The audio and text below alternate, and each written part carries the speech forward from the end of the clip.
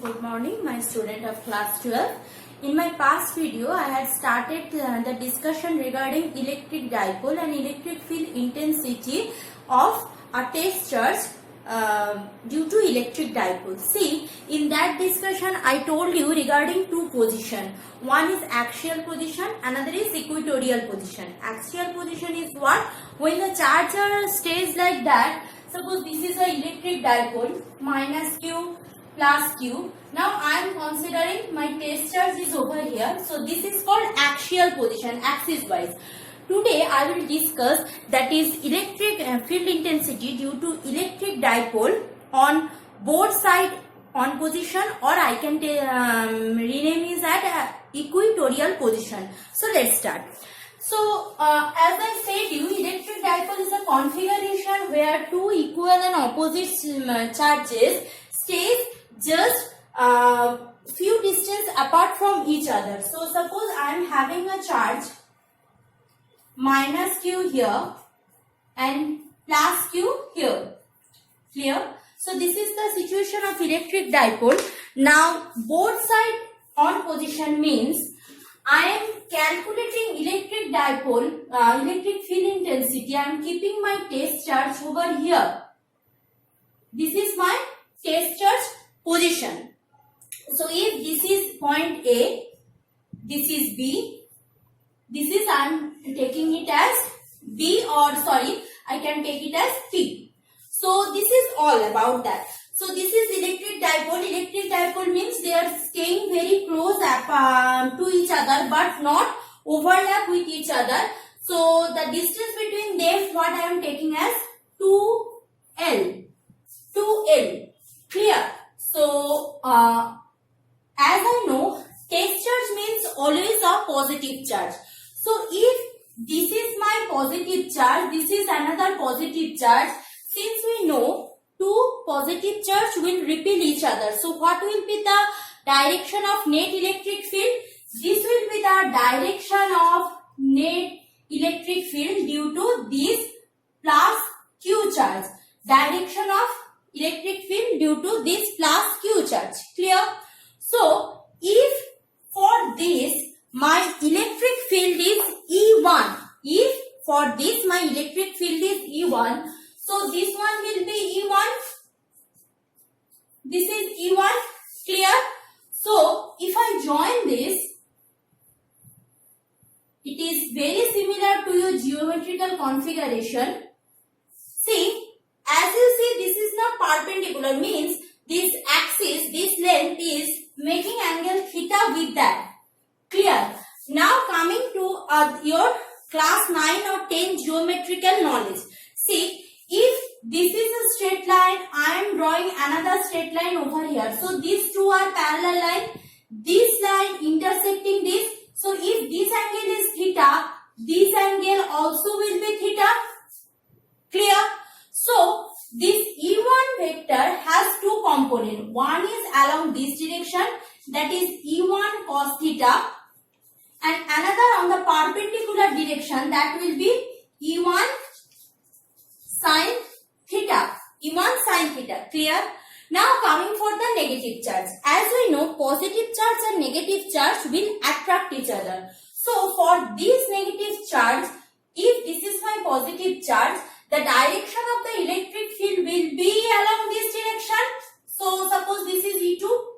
So again the same thing. This is a parallel line, this is a parallel line, this is intersecting. If this angle is theta, this angle also will be theta, because if this is theta, this is also theta. If this is theta, this is also will be theta. Clear? So also E2 has two components. One exactly parallel to this direction. See, E1 cos theta I am having. So the second component also will be parallel to E1 cos theta. Right now it is E2. So here another component of the electric field, that will be E2 of cos theta. Clear? And in the perpendicular direction of E1 sin theta, I should have another component here, E2 sin theta. Since it is just in the middle position of the two charges or of the dipole, means this angle is exactly equal to this angle. So what I can tell you, that is Sin theta and this sin theta are same. Charge are same. Means E2 sin theta and E1 sin theta has the exactly equal value. But what is the problem? They are opposite to each other. Now if they are opposite to each other means obviously they will cancel each other.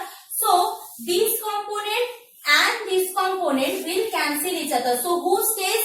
The remaining component means E1 cos theta and E2 cos theta will stay, and which give my effective electric field intensity. Which gives my effective electric field intensity. Okay.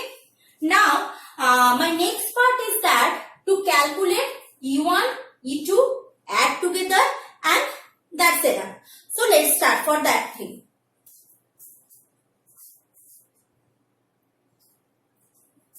Now see, coming for E1 cos theta. Before that, if this is the middle position, I can take it as R. You can see my PDF note. They have detailed diagram given. In this small space, I can't give you the larger diagram. So this, if this one is R, this is the middle position. If this is 2L, so this is L, this is L. I think no confusion. So this is R, this is L. So what will be the hypotenuse? Hypotenuse according to Pythagoras theorem, the hypotenuse will nothing but that is equal to the length, means this length BP will be equal to what? Root under R square plus L square. I think no confusion. So I got my hypotenuse. I know my base. So what will be the cos theta? So cos theta will be equal to what? Base by hypotenuse. So base is L.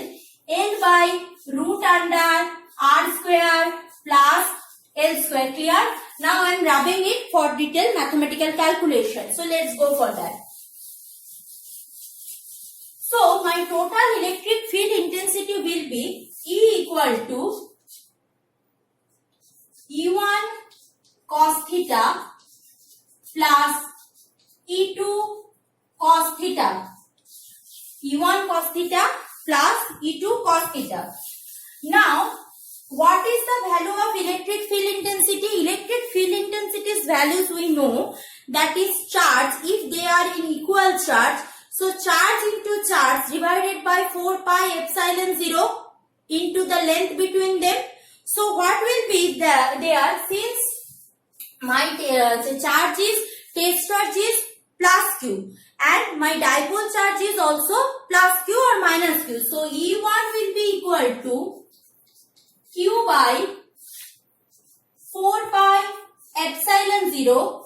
What is the distance between that? This distance. This is the hypotenuse. I am calculating electric field intensity over here. So this length is what? Root under R square plus L square. So that is equal to root under R square plus L square whole square. Same happens for E2 also. So E2 equal to q by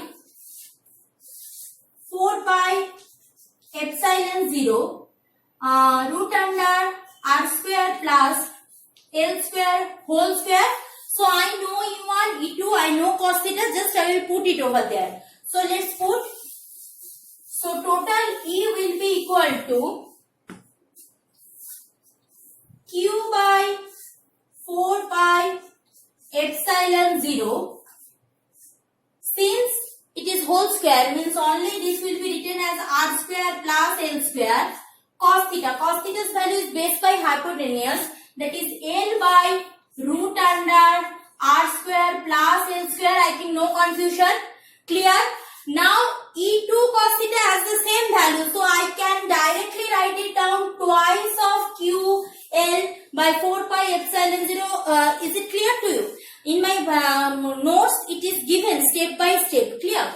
So this is all about that. Now here I am having R square plus L square, R square plus L square. Means here power is 1, here half. Means if I add, I will get 3 by 2. So 2ql by 4 pi epsilon 0 R square plus L square to the power 3 by 2. Clear? Now what is dipole moment? This dipole moment 2ql can be written as P. We know dipole moment denoted by P as I already studied.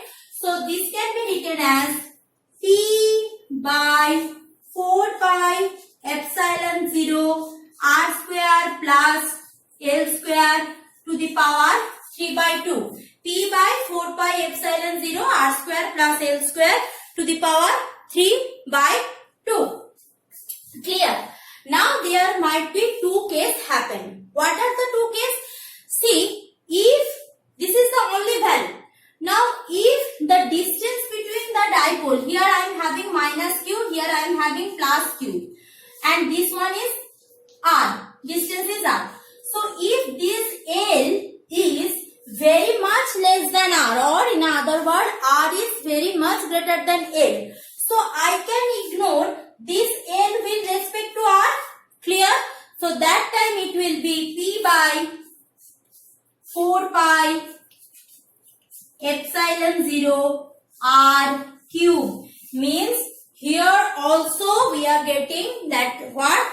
That is electric field intensity is proportional to the inverse of cube root of displacement, E proportional to 1 by r cube, because other things are constant.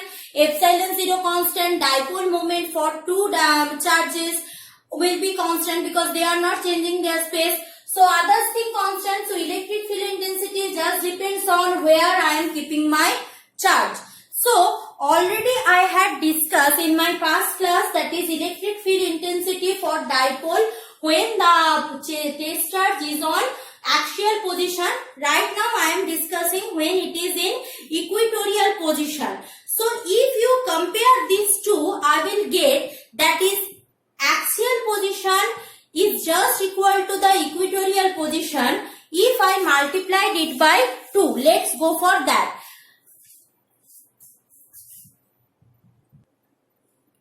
In axial position, we know E equal to 1 by 4 pi epsilon 0 to twice of P by r cube. Twice of P by r cube. Clear? Here what I am getting? Here I am getting that is E equal to 1 by 4 pi epsilon 0. Just E equal to 1 by 4 pi epsilon 0 P by r cube. Means the equatorial position is, all the values are same. Here and here all the values are same, but only the thing is that it is multiplied by 2. That is the relation between axial position and equatorial position. Means if you are calculating it is for axial position, you can divide it by 2. You are calculating it for equatorial position, multiplied by 2. That's all. Thank you.